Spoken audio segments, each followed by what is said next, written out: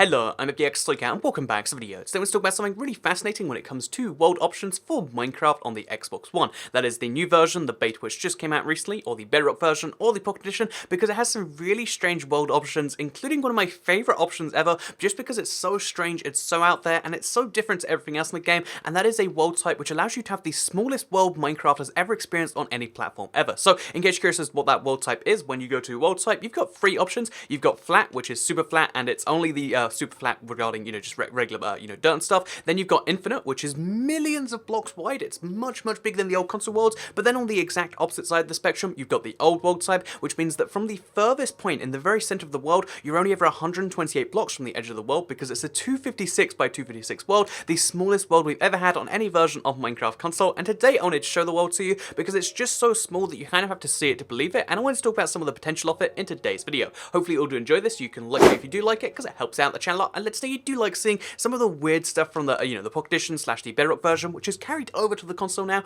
because there is a lot of strange stuff like this, which really has just kind of allowed the game to become this strange place where you can do stuff that you never thought you'd do before. Even if it's a fun novelty just for once or twice, it's still something worth checking out. So again, the world looks pretty normal when you first load it up. I mean, like, you can see there's a pig and there's some lava, there's a mountain. All of the biomes are normal, and they have still updated this, so it still will spawn the new biomes. But there's a few distinct and key differences between this version of this world type and the other one, and that is that if you walk really any amount in any direction, again, it's 128 blocks at most, so it's probably about 100 blocks on average. If you just walk in 100 blocks on average, you'll notice how the world stops rendering, and this is because if you keep on walking in this direction, you'll reach the very edge of the world. And unlike the console edge of the world, where it's like, oh yeah, well, we're going to generate some water so it looks like something, the edge of the world on this is fascinating because you can just see the edge and that's it. That's right, you just, you hit the edge and there's a big, blank wall, and then it's the very edge of the world. So just to kind of show the scale of just how small this really is, if I wanted to walk around the entire perimeter of this world, or fly around, I guess you could say,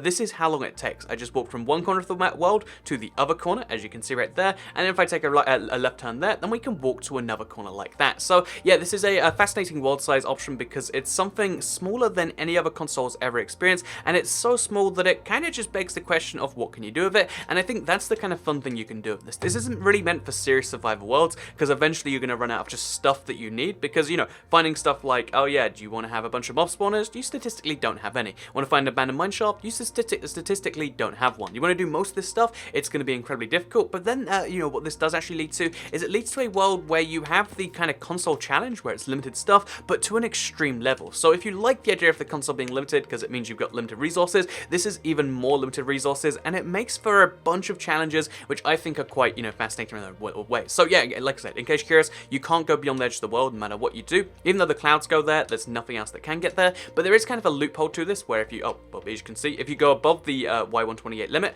you can see how you go above the world, but you've got a big barrier there. And there's also a second exception where if you go below the the world barrier, so if we go all the way down and we break all of these blocks, which by the way, this world is like surprisingly small, but if we break all of these blocks, then you're going to see you can go below the void, because there is a void again, and you can actually from here, so let's break all of those blocks, and then from here you can also get outside the world. And if you want to see the world from outside and you want to see what's going on, then this is the best place to do it. So I always forget to turn my games off invite only, by the way, but yeah, as you can see, this is what the world looks like from the side. It's very strange the way it does load in when you're down here, but this is what the Minecraft world looks like from one of the corners. So let's actually break our way back into the world now, and let's kind of I love you, bye. Let's kind of break our way back into the world, and let's talk about exactly what's going on here. So yeah, basically now we've broken into the world, and we're going to cause that water to flow all the way down there.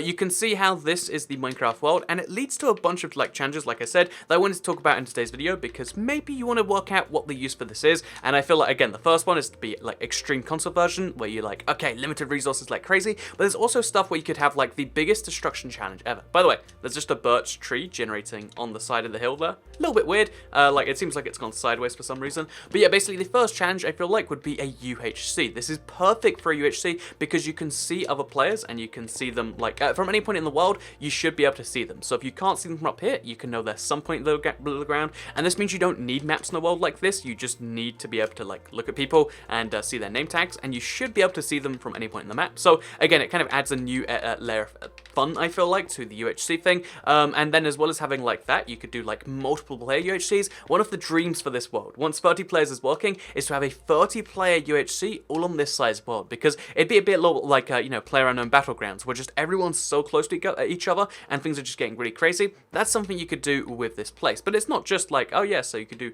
the craziest UHC ever, because you could also do stuff like, oh yeah, have a bunch of people run around and try and destroy the world, make a destruction project, because destroying a world is kind of tricky in Minecraft, but destroying a world this size wouldn't take you that long. Admittedly, there's 256 blocks by 256 by 64 on average, so there's about 4 million blocks in this world, but destroying all of that is something that you could realistically do, especially if you had some help. You could destroy the entire world, bucket up all the water, or just get rid of it with other blocks, and then put the entire world in a chest on bedrock, and then you'd have like an entirely destroyed world that you could either build yourself or have that done. So if you like the idea of Operation Bedrock or whatever, you could do it on this world, which I think is nuts. As well as being able to like destroy an entire world, as well as being able to do HC, you can do pretty much anything else that requires, Minecraft basically has this big problem where it's infinite, and that causes problems in as many ways as it solves problems. But if you don't like that at all, if you like the limited size world, then you can use this to do so many of those things. Custom game modes with you and your friends, entirely possible, and yeah, I really do quite like that. So in case you are curious, this world is so small that you can see the entire thing from one point up here, and even if we turn down our render distance, because it's on max right now,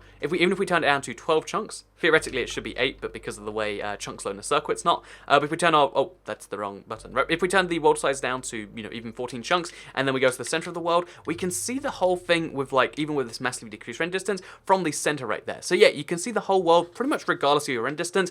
You can get much better frame rates here because there's less world to load. So if you want to have like crazy stuff going on, then this is the best place to do it theoretically, because your GPU is just having less stress on it. And yeah, there's just a bunch of benefits having a small world, and hopefully I've sold you on some of them. This is one of the weirdest holdovers from the Pocket Edition from like 2011 when the game was on phones, and I think it's fun that it exists right now. And if I had to have a suggestion, in case any Minecraft devs are watching, I would say, wouldn't it be great if we could have our classic console size world as well as this? Or if we could set the world size, because I'd love to see 128 by 128. Wouldn't this be fun, but even smaller or slightly bigger, or like it can, get smaller as the game goes on? Again, like the PUBG thing. There's a whole bunch of ideas of this, and I'd love to see more of this implemented, because although this just seems like a weird holdover, it actually has so much potential, and I'm looking forward to doing some of it, perhaps even on a stream later today. But anyway, that's all for today. I hope you all enjoyed this video. Like if you liked it, because it helps out the channel a lot. Let us know you do like these sorts of videos. Share if you really liked it, and subscribe if you're new around here, because I make videos like this one every single day on my channel, and if you subscribe, you'll see them daily on your homepage.